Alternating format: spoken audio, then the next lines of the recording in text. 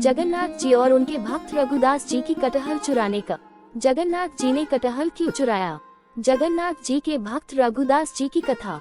भगवान जगन्नाथ जी के एक परम भक्त रघुदास जी थे।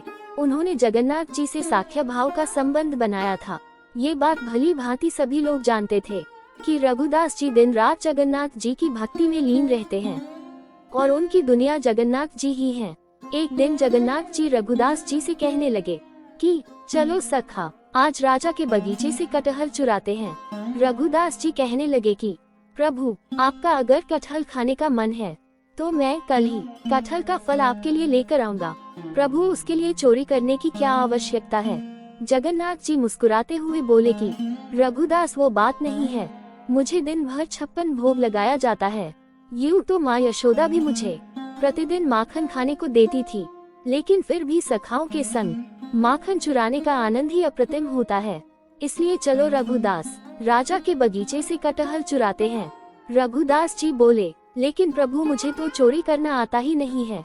जगन्नाथ जी कहने लगे कि तुम मेरे सखा हो तो मैं तुम्हें सब सिखा दूंगा। मैं चाहता हूँ तुम भी मेरे साथ इस लीला का आनंद लो।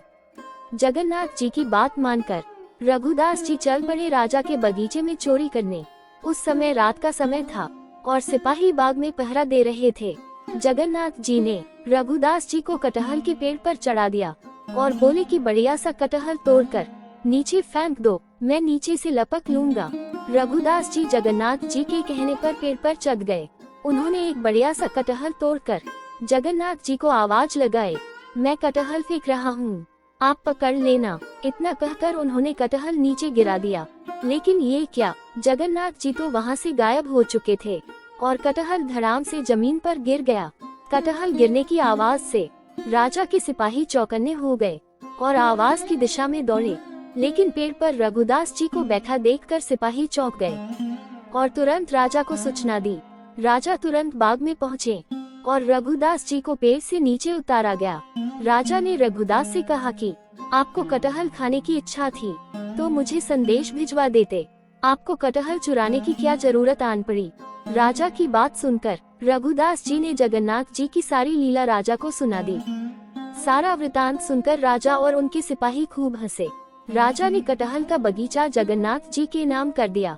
अगले दिन जगन्नाथ जी रघुदास जी से पूछने लगे कि सखा बताओ, फिर रात कैसी रही? रघुदास जी कहने लगे कि आप तो वहाँ से खाली हाथ लौट कर आ गए, लेकिन मुझे देखो, मैं पूरा बगीचा ही आपके नाम लिखवा कर लाया हूँ। ऐसे ही है जगन्नाथ जी, जो अपने भक्तों की कष्टों से रक्षा करते हैं तो कभी कभी अपने भक्तों को फंसाने की लीला भी करते हैं। उस अनुपम सुख का अनुभव तो उनके परम भक्त ही कर सकते हैं।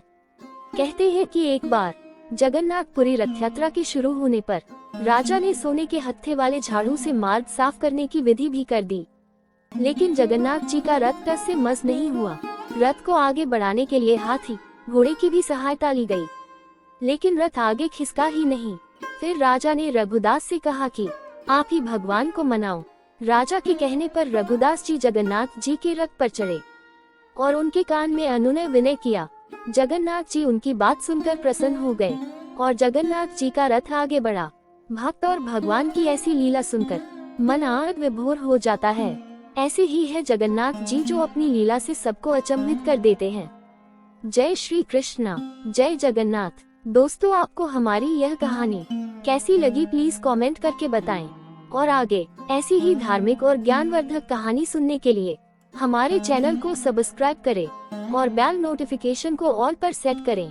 जय श्री कृष्णा, जय श्री राधे।